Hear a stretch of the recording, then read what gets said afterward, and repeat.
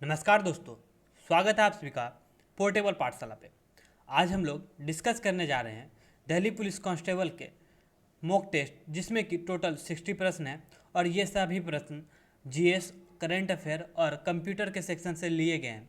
तो ये सारे प्रश्न को काफ़ी मेहनत से दिल्ली पुलिस कांस्टेबल के एग्ज़ाम के प्रिपरेशन के लिए ख़ास तौर पे बनाया गया है।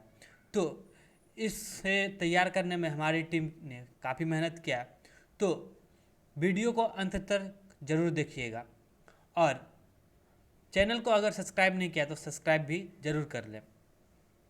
तो एक और इम्पोर्टेंट बात, इसमें हमने इसके 4 सेट पहले भी अपलोड कर रखे हैं और ये हमारा आज का 5वां सेट है।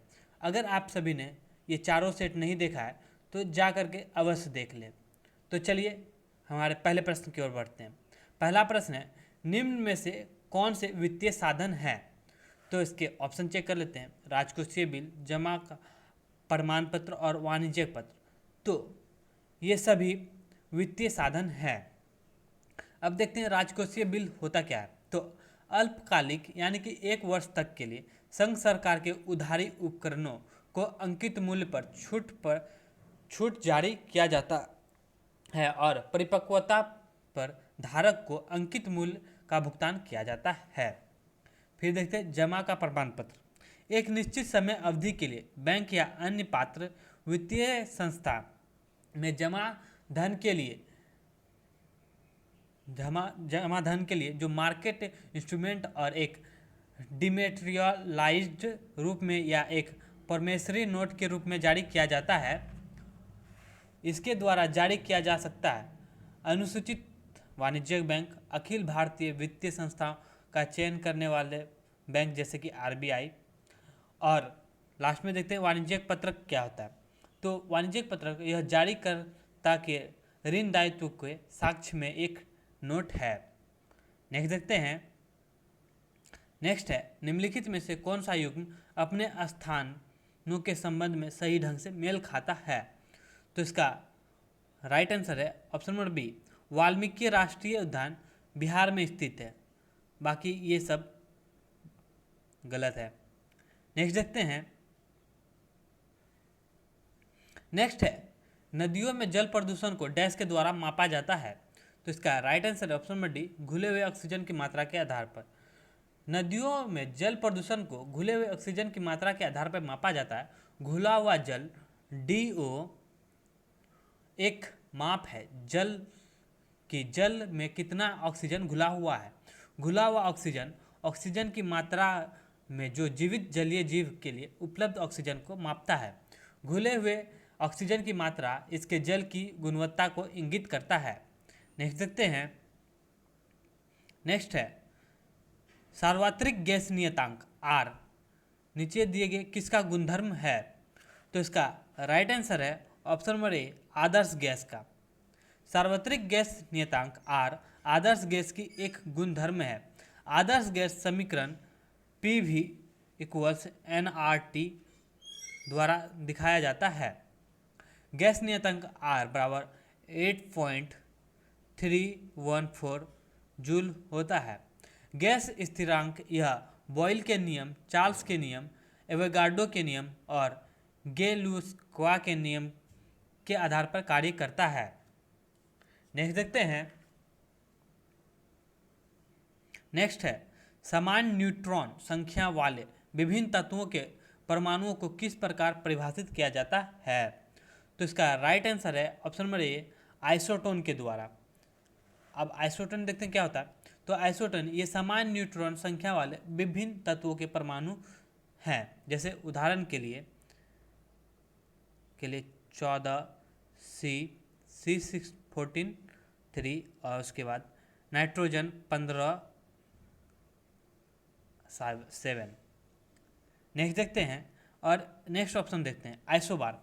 आइसोबार ये समान द्रव्यमान संख्या वाले तत्वों के परमाणु होते हैं, लेकिन परमाणु संख्या भिन्न होता है इसका। उसके बाद आइसोटोप ऑप्शन है। आइसोटोप ये समान द्रव्यमान संख्या वाले तत्वों के परमाणु होते हैं, लेकिन परमाणु संख्या इसका जो है भिन्न होता है। फिर आइसो इलेक्ट्रॉनिक, समान इलेक्ट्रिक संख्या वाले परमाणु अणु आयन को आइसो इलेक्ट्रॉनिक कहते हैं। अब नेक्स्ट प्रश्न को देखते हैं। नेक्स्ट है, विमान में ऊंचाई मापने के लिए किस उपकरण का उपयोग किया जाता है? तो इसका right answer option number D, altimeter का। ऊंचाई मापक अल्टीमीटर विमान में ऊंचाई को मापने के लिए इस्तेमाल किया जाने वाला उपकरण है। ऊंचाई मापक का आविष्कार लुइस पॉलकेलेट द्वारा किया गया था। अल्टीमीटर का उपयोग करते हुए ऊंचाई के माप को अल्टीमीटर कहा जाता है। नेक्स्ट देखते हैं। नेक्स्ट है, निम्नलिखित में से कौन सा प्रकाश का सबसे उत्तम स्रोत है जो ऊर्जा के निम्न मात्रा की खपत करता है? तो इसका राइट आंसर है option number A, LED. LED प्रकाश उत्सर्जक डायोड है जिसमें धारा प्रवाहित होने पर प्रकाश उत्सर्जित होता है और यह फोटोन के रूप में ऊर्जा को निष्कासित करता है। नेक्स्ट देखते हैं। नेक्स्ट है, गति का पहला समीकरण किसके बीच संबंध प्रदान करता है? तो इसका right answer option number C, वेग और समय के बीच। गति का पहला समीकरण v equals you plus A T होता है, जहाँ v बराबर अंतिम वेग और u बराबर प्रारंभिक वेग और a जो है एक्सीलरेशन यानी त्वरण को दिखाता है और t इक्वल्स टाइम यानी कि समय को दर्शाता है। गति का पहला समीकरण एक वस्तु द्वारा किसी निश्चित समय बिंदु पर अर्जित वेग का मान है। नेक्स्ट देखते हैं। नेक्स्ट है, रक्तातिसार और मलेरिया जैसे रोग डैश के कारण होते हैं? तो इसका राइट आंसर है option number C, protozoa. Protozoa के कारण रक्तातिसार और मलेरिया जैसे रोग होते हैं। प्रोटोजोआ एक कोशिकीय यूकैरियोटिक जीवों का समूह है और प्रोटोजोआ का जो है वो एक प्रोटोजोआ का कारण मलेरिया प्लाज्मोडियम है। मलेरिया फैलाने वाला मच्छर एनाफेलिज मच्छर है। नेक्स्ट देखते हैं। नेक्स्ट है, निम्नलिखित में से कौन सी झिल्ली फेफड़ों को ढकती है? तो इसका राइट आंसर है ऑप्शन नंबर सी, फुफ्फुस आवरण। फुफ्फुस आवरण झिल्ली फेफड़े को ढकती है। फुफ्फुस आवरण वह झिल्ली है जो फेफड़े को ढकती है। यह द्विस्तरीय झिल्ली के बीच एक द्विस्तरीय झिल्ली होती है और इसकी लंबी सतह पर घर्षण को कम करने के लिए जेली जैसा द्रव भी उपस्थित होता है। नेक्स्ट देखते हैं। नेक्स्ट है, आधुनिक मानव का वैज्ञानिक नाम क्या है? तो इसका राइट आंसर है option number B, homo sapiens. Homo sapiens जीन्स होंगे कि होमोसेपियंस जीन्स लोगों में वर्गीकृत कई प्रजातियों में से एक है, लेकिन यह एकमात्र ऐसा है जो अभी तक विलुप्त नहीं हुआ है। होमो का अर्थ होता है मानव या मैन, एक लैटिन शब्द है और सेपियंस का मतलब होता है बुद्धिमान या एस्ट्यूट। ये सभी लैटिन वर्ड हैं। नेक्स्ट देखते हैं। नेक्स्ट है, पशुपालन में गैस शामिल नहीं है। तो इसका राइट आंसर है ऑप्शन नंबर डी, कृषि। पशुपालन में कृषि शामिल नहीं है, बाकी प्रजनन, रोग नियंत्रण, संभारण ये सभी पशुपालन में संबंधित है। पशुपालन कृषि प्रभाग है जो मांस, भोजन, अंडे या अन्य उत्पादों के लिए पाले गए पशुओं से संबंधित है। इसमें प्रतिदिन के संभारण, चयनात्मक प्रजनन और पशुधन पालन शामिल है। नेक्स्ट देखते हैं। नेक्स्ट है, कथन आपूर्ति अपनी मांग का स्वयं निर्माण करता है, किसके द्वारा दिया गया है ये शब्द? तो इसका राइट आंसर है ऑप्शन नंबर डी, जेबी से। आपूर्ति मांग का स्वयं निर्माण करता है, ये कथन जेबी से ने दिया था, जिनका पूरा नाम है जीन बैप्टिस्ट से। एक फ्रांसीसी अर्थशास्त्री थे ये, जो उदार विचारों वाले थे और प्रतिस्पर्धा और मुक्त व्यापार के पक्ष में तर्क देते थे। नेक्स्ट देखते हैं। नेक्स्ट है, निम्नलिखित में से कौन सा अधिनियम खाद्य अधिकार अधिनियम के रूप में जाना जाता है। तो इसका राइट आंसर है ऑप्शन नंबर ए, राष्ट्रीय खाद्य सुरक्षा अधिनियम 2013। इसका उद्देश्य अनुदानित खाद्यान्न उपलब्ध कराना है। इस अधिनियम के तहत ग्रामीण आबादी का 75% और शहरी आबादी का 50% लक्षित सार्वजनिक वितरण प्रणाली के तहत कवर किया जाएगा। नेक्स्ट देखते हैं। नेक्स्ट है गांधीवादी योजना का प्रारूप किसके द्वारा तैयार किया गया था? तो इसका राइट आंसर ऑप्शन नंबर ए, श्रीमान नारायण अग्रवाल के द्वारा।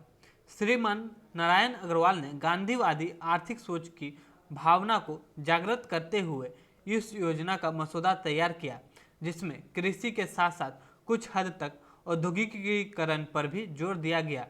यह कुटीर और ग्राम स्तर के उद्योगों को बढ़ावा देने के स्तर पर तैयार किया गया था। नेक्स्ट देखते हैं।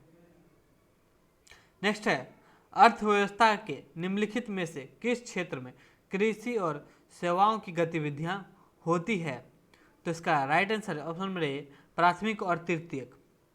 आर्थिक गतिविधियों के परिणाम स्वरूप वस्तुओं और सेवाओं का उत्पादन होता है, जबकि क्षेत्र आर्थिक गतिविधियों का समूह होते हैं जिन्हें कुछ मानदंडों के आधार पर वर्गीकृत किया जाता है, जैसे कि स्वामित्व, काम करने की स्थिति और गतिविधियों की प्रकृति के आधार पर। आर्थिक गतिविधियों को मोटे तौर पर प्राथमिक, माध्यमिक और तृतीयक गतिविधियों में बांटा गया है। जैसे कि प्राथमिक क्षेत्र में कृषि, खनन, मत्स्य पालन, वानिकी, डेयरी आदि आते हैं। और प्राथमिक गतिविधियों में कार्यरत लोगों को रेड कॉलर कार्यकर्ता कहते हैं। देखते हैं द्वितीय क्षेत्र में कौन कौन आते हैं। तो द्वितीय क्षेत्र में औद्योगिक उत्पादन, सूती कपड़ा, गन्ना उत्पादन, ये सभी शामिल हैं। और द्वितीयक गतिविधि वाले लोगों को ब्लू कॉलर कार्यकर्ता कहते हैं। फिर तृतीयक क्षेत्र आते हैं। तृतीय क्षेत्र में यानी कि इसको सेवा क्षेत्र भी कहा जाता है, जैसे कि ट्रक या गाड़ियों, बैंकिंग, बीमा, वित्त आदि द्वारा लिया गया कार्य, ये सभी तृतीय क्षेत्र में आते हैं। और इस सेक्टर में शामिल लोगों को व्हाइट कॉलर जॉब कहा जाता है। नेक्स्ट देखते हैं। नेक्स्ट है मंत्री परिषद के बारे में निम्नलिखित पर विचार कीजिए। तो इसका देखते हैं। मंत्री द्वारा राष्ट्रपति को दी गई सलाह कि किसी भी अदालत में पूछताछ नहीं की जाएगी, क्या ये सही है? तो ये तो सही बात है। नेक्स्ट देखते हैं। मंत्री परिषद की कुल संख्या का 15% से अधिक नहीं होगा। मूल संविधान में एक प्रावधान द्वारा जोड़ा गया है। तो देखिए ये ऑप्शन नंबर जो 2 है ये गलत है, इसे बाद में जोड़ा गया है, यानी कि पहला वाला सही है। और ये कहा किस अनुच्छेद के तहत गया है? तो ये अनुच्छेद 74 के अनुसार कहा गया है। राष्ट्रपति के पास प्रधानमंत्री के साथ मंत्री परिषद होगी जो राष्ट्रपति को सलाह दे सके और अपने कार्यों के अभ्यास में ऐसी सलाह के अनुसार कार्य कर सके। राष्ट्रपति को ऐसी सलाह पर पुनर्विचार के लिए मंत्रिपरिषद की आवश्यकता हो सकती है, या तो आमतौर पर या अन्यथा, और राष्ट्रपति इस तरह के पुनर्विचार के बाद प्रदान की गई सलाह के अनुसार कार्य करेगी। और अनुच्छेद 75 के अनुसार प्रधानमंत्री राष्ट्रपति द्वारा नियुक्त किया जाएगा और अन्य मंत्रियों को राष्ट्रपति द्वारा प्रधानमंत्री की सहायता और सलाह द्वारा नियुक्त किया जाएगा। मंत्रिपरिषद की संख्या लोकसभा की कुल संख्या का 15% से अधिक नहीं हो सकता है, जो ये वाला बात है। इसे अधिनियम को 2003 में 91वें संशोधन के द्वारा जोड़ा गया है और ये मूल संविधान में नहीं था, इसीलिए ये ऑप्शन नंबर 2 जो है गलत है। नेक्स्ट देखते हैं अब। नेक्स्ट है निम्नलिखित कथनों में से कौन सा विरोधी कानून के संबंध में गलत है? तो इसका राइट आंसर है ऑप्शन नंबर बी, विरोधी दल बदल कानून नामांकित सदस्यों पर लागू नहीं है क्योंकि वे लोग द्वारा चुने जाते हैं। तो ये बात गलत है। बाकी इसे 52वां संविधान संशोधन 1985 के माध्यम से संविधान में डाला गया, ये सही है। यह संसद के निर्वाचित और निम्नांकित सदस्य दोनों सदनों पर लागू होता है, ये भी सही है। उसके बाद एक स्वतंत्र सदस्य को आयोग ठहराया जा सकता है यदि वह चुनाव के बाद किसी राजनीतिक दल में शामिल हो जाता है। तो ये तीनों सही है, बाकी ऑप्शन नंबर बी जो है ये गलत है। दल विरोधी कानून जो है इसको 10वीं अनुसूची के अनुसार विधानमंडल के पीठासीन अधिकारी द्वारा सदन का सदस्य होने के कारण विधायक को अयोग्य घोषित किया जा सकता है। अब नेक्स्ट देखते हैं। नेक्स्ट है अनुच्छेद 368 डैश से संबंधित है। तो इसका राइट आंसर है ऑप्शन नंबर डी, संविधान संशोधन के लिए संसद की शक्तियों से। भाग 20 में अनुच्छेद 368 संविधान और इसकी प्रक्रिया में संशोधन करने के लिए संसद की शक्तियों से संबंधित है। संसद उन प्रावधानों में संशोधन नहीं कर सकती है जो संविधान की मूल संरचना बनाते हैं। संविधान के संशोधन की शुरुआत संसद के किसी भी सदन में विधेयक पेश करके किया जा सकता है और विधेयक को मंत्री निजी सदस्य द्वारा प्रस्तुत किया जा सकता है।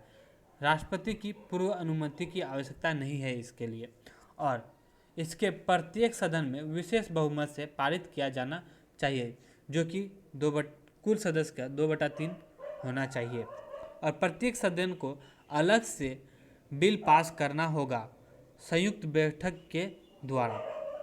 और यदि विधेयक संविधान के संघीय ढांचे में संशोधन के लिए है तो इस अधिनियम को राज्यों के विधायकों द्वारा एक साधारण बहुमत से अनुमोदित किया जाना चाहिए।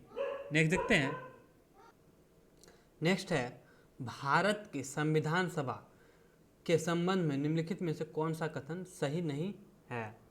तो इसका राइट आंसर ऑप्शन में रहे, संविधान सभा उन सदस्यों से बनी थी जो प्रांतीय विधानसभा के सदस्यों द्वारा अप्रत्यक्ष रूप से चुने गए थे। बाकी संविधान सभा ने 9 दिसंबर 1946 को पहली बैठक की, ये सही है। प्रत्येक प्रांत की सीटों को उनकी मुख्य आबादी के अनुपात में 3 मुख्य समुदायों मुस्लिम, सिख और जनरल के बीच वितरित किया गया था, ये सही है। उसके बाद भारतीय राज्यों के प्रतिनिधियों के मामले में चयन का तरीका भारत के गवर्नर जनरल द्वारा निर्धारित किया जाना था, ये भी सही है। यानी इस क्वेश्चन का राइट आंसर जो है ये ऑप्शन नंबर ए है। नेक्स्ट देखते हैं। नेक्स्ट है भारतीय संविधान में नागरिकता पर अनुभाग किस देश के संविधान से प्रेरित है। तो इसका राइट आंसर है ऑप्शन नंबर डी, यूके यानी कि ब्रिटेन से। भारतीय संविधान में नागरिकता का पर अनुभाग यूके से प्रेरित है। यूनाइटेड किंगडम, ग्रेट ब्रिटेन और उत्तरी आयरलैंड का सामान्य नाम है। नेक्स्ट देखते हैं। निम्नलिखित में से कौन सा अष्टल डमरू मध्य, भूमध्य सागर और लाल सागर को अलग करता है। तो इसका राइट आंसर है ऑप्शन नंबर बी, स्वेज जल डमरू मध्य। यह अफ्रीका और एशिया महाद्वीप को जोड़ता है और ये जो है मिस्र में स्थित है। ठीक, स्वेज नहर का विस्तार पोर्ट सैयद के उत्तरी टर्मिनल से स्वेज शहर के पोर्ट टॉपिक के दक्षिणी टर्मिनस तक है। नेक्स्ट देखते हैं। नेक्स्ट है लक्षद्वीप डैश में स्थित है। तो इसका राइट आंसर है ऑप्शन नंबर सी, अरब सागर में। लक्षद्वीप भारत का सबसे छोटा केंद्र शासित प्रदेश है और लक्षद्वीप का अर्थ होता है 1 लाख द्वीप। और इसका जो पुराना नाम है, इसका पुराना नाम था लेक डाइव और इसका जो गठन किया गया था 1 नवंबर 1956 को। और इसका कैपिटल है कावारेटी और इसका नाम जो बदला गया था 1 नवंबर 1973 को। नेक्स्ट देखते हैं। नेक्स्ट है निम्नलिखित में से किस प्रकार की मिट्टी नदियों द्वारा जमाव से बनी है और पोटास से समृद्ध है लेकिन फास्फोरस की कमी है इसमें। तो इसका राइट आंसर है ऑप्शन नंबर सी, जलोढ़ मिट्टी। जलोढ़ मिट्टी ढीली होती है या तलछट जो नष्ट हो गई है किसी रूप में पानी द्वारा पुनर्जीवित हो जाता है और एक गैर समुद्री वातावरण में एकत्रित हो जाता है। और इस प्रकार के मिट्टी में पोटास तो समृद्ध होता है लेकिन फास्फोरस की कमी हो जाती है। नेक्स्ट देखते हैं। नेक्स्ट है, सूर्य से निकलने वाले निम्न विकिरणों में से किसको पृथ्वी के वायुमंडल में मौजूद ओजोन परत द्वारा अवशोषित किया जाता है? तो इसका राइट आंसर है ऑप्शन नंबर बी, यूवी विकिरण। समताप मंडल में क्षेत्र के ओजोन परत कहा जाता है। ओजोन परत में सूरज के संभावित खतरनाक परावैंगनी विकिरण को अवशोषित करने में महत्वपूर्ण भूमिका निभाने के बाद से इससे अक्सर अच्छा ओजोन कहा जाता है। नेक्स्ट देखते हैं।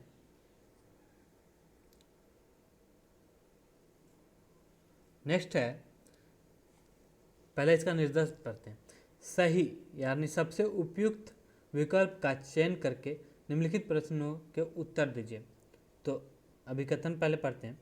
अभिकथन है, ए, भारत में जब शाम के 7:30 बजे का समय होगा तो लंदन में दोपहर का 2 बजे का समय होगा। तो इसके लिए जो कारण दिया गया इसे हम लोग पहले देखते हैं। भारत 82 डिग्री 30 मिनट ईस्ट पर ग्रीनविच के पूर्व मध्य में स्थित है। तो इसके ऑप्शन पे पहले नज़र देते हैं। इसका ऑप्शन है ए सही है, आर गलत है। जी नहीं, ए तो सही है और आर भी सही है। तो इसका right answer option number C होगा, यानी ए और आर दोनों सही है और आर ए का सही व्याख्या है। नेक्स्ट देखते हैं। नेक्स्ट है, गांधी इरविन समझौता भारत के निम्नलिखित में से किस आंदोलन से संबंधित था? तो इसका राइट आंसर है ऑप्शन नंबर बी, सविनय अवज्ञा आंदोलन। इस समझौते पर महात्मा गांधी और लॉर्ड इरविन ने हस्ताक्षर किया था। इस समझौते के अनुसार गांधी जी ने सविनय अवज्ञा आंदोलन बंद कर दिया और दूसरे गोलमेज सम्मेलन में भाग लेने के लिए सहमति बनाई थी। और इस टॉपिक के ऊपर मैंने एक डिटेल वीडियो बनाई हुई है जो कि नाम है हाउ इंडियन कॉन्स्टिट्यूशन मेड। तो उस वीडियो को आप लोग अवश्य जाके देखिएगा, उसमें मैंने सब कुछ डिटेल में बताया था इस टॉपिक के बारे में। तो अब नेक्स्ट देखते हैं।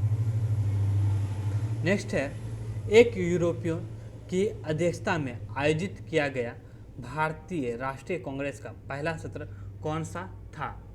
तो इसका राइट आंसर है ऑप्शन नंबर सी, 1888 ईस्वी में जो इलाहाबाद का सेशन हुआ था ये। नेक्स्ट देखते हैं। नेक्स्ट है, निम्नलिखित में से कौन 1857 के विद्रोह की विफलता का कारण था? तो इसका राइट आंसर हो जाएगा, पहले देख लेते हैं। विद्रोह एक स्पष्ट नेता रहित था, यानी कि ये तो ऑप्शन सही है। कोई जन समर्थन नहीं था, ये भी सही है। विद्रोह केवल कुलीनों तक सीमित था, ये गलत है। यानी कि 1 और 2 सही है इसमें। नेक्स्ट देखते हैं। नेक्स्ट है, तेनाली रामकृष्ण किस प्रसिद्ध राजा के दरबारी थे? तो इसका राइट आंसर है ऑप्शन नंबर डी, कृष्णदेव राय। तेनाली रामकृष्ण जो है वो कृष्णदेव राय के प्रसिद्ध दरबारी थे। नेक्स्ट देखते हैं।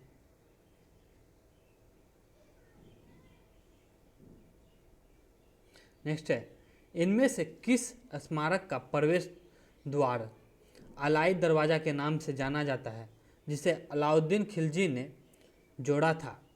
तो इसका राइट आंसर है option number B, Qutub Minar. यह अलाउद्दीन खिलजी द्वारा कुतुब मीनार परिसर में जोड़े गए 4 में से एक मात्र प्रवेश द्वार है। इसमें संगमरमर की आकर्षक सजावट और जालीदार पत्थर के पटल हैं। इसे सन 1311 ईस्वी में बनाया गया था। नेक्स्ट देखते हैं। नेक्स्ट है, जैन धर्म में 3 रत्न त्रिरत्न दिए गए हैं और उन्हें निर्वाण का मार्ग कहा जाता है वे क्या हैं? तो इसका राइट आंसर क्या होगा आप लोग कमेंट में बताइएगा। तो इसका राइट आंसर है ऑप्शन नंबर डी, सही विश्वास, सही ज्ञान और सही आचरण।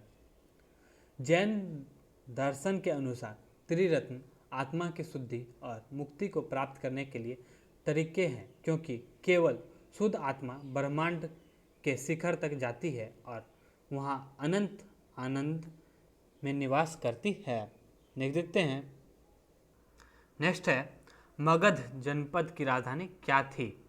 तो इसका राइट आंसर है option number C, Pataliputra. Pataliputra से पहले राजगृह उसका राजधानी था, जो कि वर्तमान में हाजीपुर के नाम से जाना जाता है, और मगध उस समय के सबसे शक्तिशाली राज्यों में से एक था। नेक्स्ट देखते हैं। नेक्स्ट है निम्नलिखित में से कौन सा लोक नृत्य असम से संबंधित है? तो इसका राइट आंसर है ऑप्शन बी, बिहू। बिहू नृत्य भारत के असम राज्य के बिहू त्यौहार से संबंधित एक स्वदेशी लोक नृत्य है। नेक्स्ट देखते हैं। नेक्स्ट है निम्नलिखित में से किसका उपयोग भारत के भित्ति चित्र में माध्यम के रूप में किया जाता था? तो इसका राइट आंसर है ऑप्शन नंबर ए, वनस्पति रंग का। भित्ति लैटिन शब्द मुरुस से निकला है, जिसका अर्थ होता है दीवार। नेक्स्ट देखते हैं।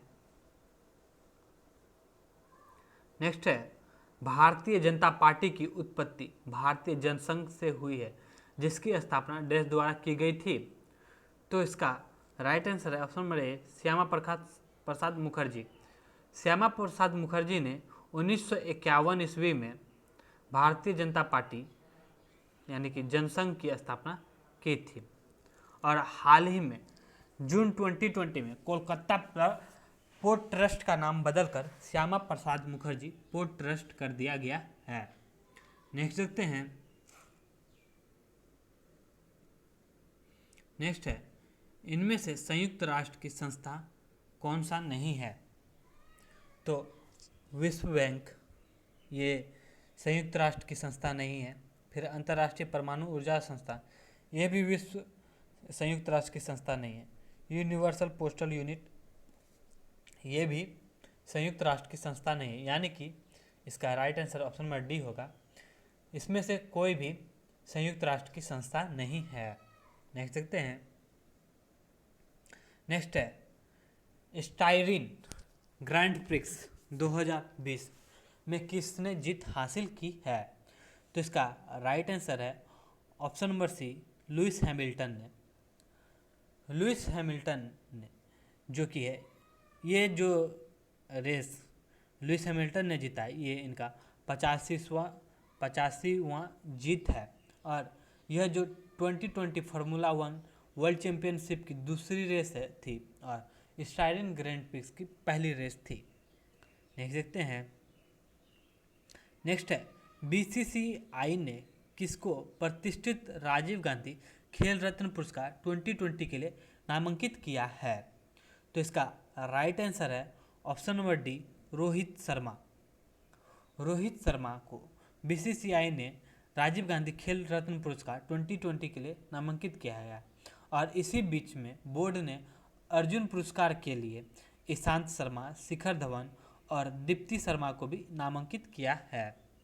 नेक्स्ट देखते हैं। नेक्स्ट है निम्न में से किसने एक पोर्टल सृजन लॉन्च किया है, जो one stop shop online portal है और विक्रेताओं को स्वदेशीकरण के लिए सामान लेने की सुविधा प्रदान करता है? तो इसका right answer option number D, Rajnath Singh ने। इस उद्योग भागीदारी को रक्षा क्षेत्र में आत्मनिर्भर बनाने के लक्ष्य से सक्रिय भूमिका निभाने में मदद मिलेगी, और इसे हमारे रक्षा मंत्री राजनाथ सिंह ने उद्घाटन किया था। नेक्स्ट है फोर्ब्स पत्रिका द्वारा जारी वार्षिक टेली के अनुसार विश्व के सबसे अधिक कमाई करने वाले पुरुष अभिनेताओं की सूची में शीर्ष स्थान पर कौन है? तो इसका राइट आंसर है option number B, Dwayne Johnson. Dwayne Johnson, जिसे हम लोग रॉक के नाम से भी जानते हैं, ये लगातार दूसरी बार फोर्ब्स द्वारा जारी पत्रिका में नंबर 1 पे बने रहे और एकमात्र भारतीय जो टॉप 10 के अंतर्गत आए हैं वो अक्षय कुमार हैं। अक्षय कुमार को इस बार छठा रैंक मिला है और ये पिछली बार चौथे रैंक पे थे। तो नेक्स्ट देखते हैं। नेक्स्ट है, अगस्त 2020 में राष्ट्रपति ट्रंप द्वारा घोषित एक ऐतिहासिक सौदे में निम्न में से कौन से देश दशकों की दुश्मनी को समाप्त करने पर सहमत हुए हैं? तो इसका राइट आंसर है ऑप्शन नंबर डी, इजराइल और फिलिस्तीन। नो सॉरी, इसका राइट आंसर है ऑप्शन नंबर बी, इजराइल और संयुक्त अरब अमीरात यानी यूएई। इजराइल और संयुक्त अरब अमीरात यह सौदा संबंधों के सामान्य बनाने की स्थिति के लिए रूप में वेस्ट बैंक की भूमि पर इजराइल के विलय को रोक देगा और यह समझौता यूएई को केवल तीसरा अरब देश बनाता है जिसके वर्तमान में यहूदी राष्ट्र के साथ राजनीतिक संबंध हैं। और एक इम्पोर्टेंट बात, इसका तुर्की काफ़ी खुल के सपोर्ट कर रहा है, लेकिन तुर्की एक पहला राष्ट्र है जिसने इजराइल के साथ राजनयिक संबंध स्थापित किए थे। नेक्स्ट देखते हैं। नेक्स्ट है, अमेरिका में डेमोक्रेटिक राष्ट्रपति पद के उम्मीदवार जो बाइडेन ने अपने उपराष्ट्रपति पद की दौड़ में शामिल होने के लिए किसको चुना है? तो इसका राइट आंसर है ऑप्शन नंबर डी, कमला हैरिस को। उन्होंने एक प्रमुख पार्टी के राष्ट्रपति टिकट पर प्रतिस्पर्धा करने के लिए पहली अश्वेत महिला का चयन करके इतिहास बनाया है। नेक्स्ट देखते हैं। नेक्स्ट है, अगस्त 2020 में शुरू की गई मुख्यमंत्री किसान सहाय योजना के तहत लाभार्थियों को प्रति हेक्टेयर अधिकतम ₹100 मिलेंगे। तो इसका राइट आंसर है ऑप्शन नंबर सी, 25,000। गुजरात राज्य के द्वारा इस योजना को शुरू किया गया है और गुजरात के मुख्यमंत्री हैं विजय रूपानी। इस योजना का नाम मुख्यमंत्री किसान सहाय योजना है और यह योजना 10 अगस्त 2020 को राज्य के किसान के वित्तीय सहायता देने के लिए शुरू की गई है। नेक्स्ट देखते हैं। नेक्स्ट है, भारत ने 2020 में भारत छोड़ो आंदोलन दिवस की कौन सी वर्षगांठ मनाई है? तो इसका राइट आंसर है ऑप्शन नंबर डी, 78वां। 8 अगस्त 1942 को महात्मा गांधी द्वारा अखिल भारतीय कांग्रेस कमेटी के बॉम्बे सत्र में भारत छोड़ो आंदोलन की शुरुआत की गई थी और इसका ये 2020 में 78वां आयोजन यानी 78वां दिवस आयोजित किया गया था। यह आंदोलन भारत में ब्रिटिश शासन को समाप्त करने की मांग के लिए शुरू किया गया और इसी के दौरान करो या मरो का नारा गांधी जी के द्वारा दिया गया था। नेक्स्ट देखते हैं। नेक्स्ट है, केंद्रीय पंचायती राज मंत्रालय द्वारा दिए गए ई पंचायत पुरस्कार 2020 के तहत किस राज्य ने प्रथम पुरस्कार प्राप्त किया है? जिसका right answer option number A, Himachal प्रदेश।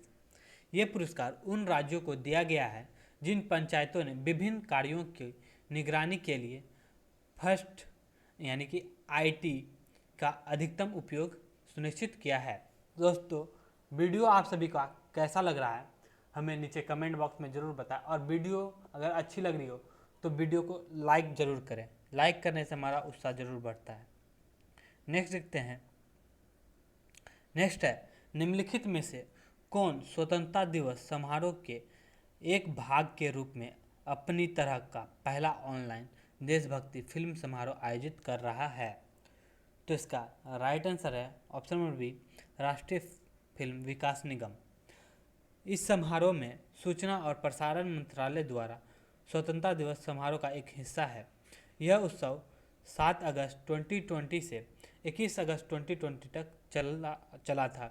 यह स्वतंत्रता सेनानियों के वीरता के प्रतीक वाले भारतीय इतिहास को प्रदर्शित करने वाला था और ये कर चुका है। नेक्स्ट देखते हैं।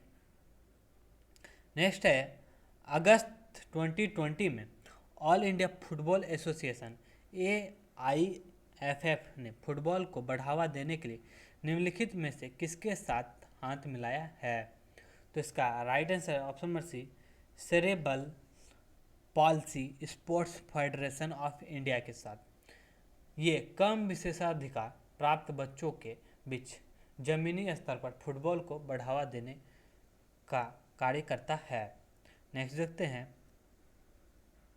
नेक्स्ट है भारत व्यापार परिषद जुलाई 2020 में इंडिया आइडिया समिट की मेजबानी करेगा।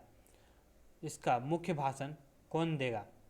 तो इसका राइट आंसर है ऑप्शन नंबर डी, दोनों, यानी कि नरेंद्र मोदी और माइक पोम्पियो दोनों मिलकर इस समिट में मुख्य भाषण देंगे। इस शिखर सम्मेलन व्यापार और सरकारी नेताओं को भविष्य के अमेरिकी साझेदारी और वैश्वीकरण, व्यापार और निवेश को आकार देने वाले रुझानों पर चर्चा करने के लिए है। तो दोस्तों अभी तक हमने 50 प्रश्न कर लिए हैं जो कि जीएस और करेंट अफेयर्स के सेक्शन से था। तो अब हम लोग कंप्यूटर के सेक्शन में जाने वाले हैं और इसमें 10 प्रश्न पूछे जाते हैं, तो इसे भी आप लोग गौर से देखिएगा।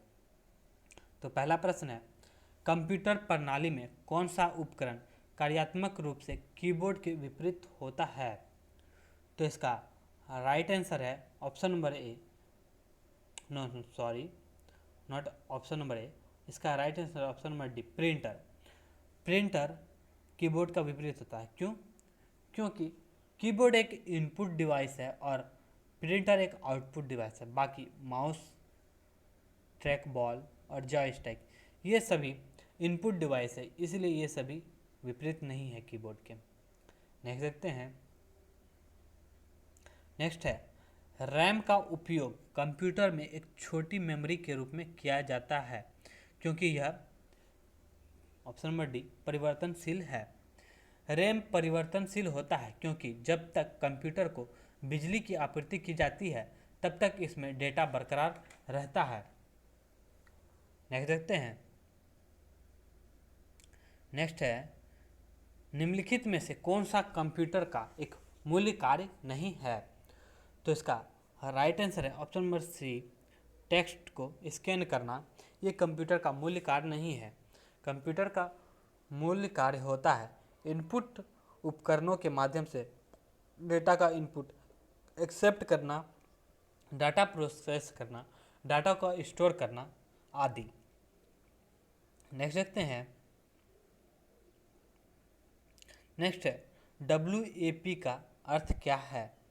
तो इसका फुल फॉर्म होता है वायरलेस एप्लीकेशन प्रोटोकॉल, यानी कि इसका राइट आंसर होगा option number D, wireless application protocol. यह एक संचार प्रोटोकॉल है जिसका उपयोग मोबाइल वायरलेस नेटवर्क के माध्यम से वायरलेस डाटा एक्सेस के लिए किया जाता है। नेक्स्ट देखते हैं। नेक्स्ट है, जब आप MS एक्सेल में किसी सेल में टेक्स्ट दर्ज करते हैं तो वह डैश में भी दिखाई देता है। तो इसका राइट आंसर है option number B, formula bar में।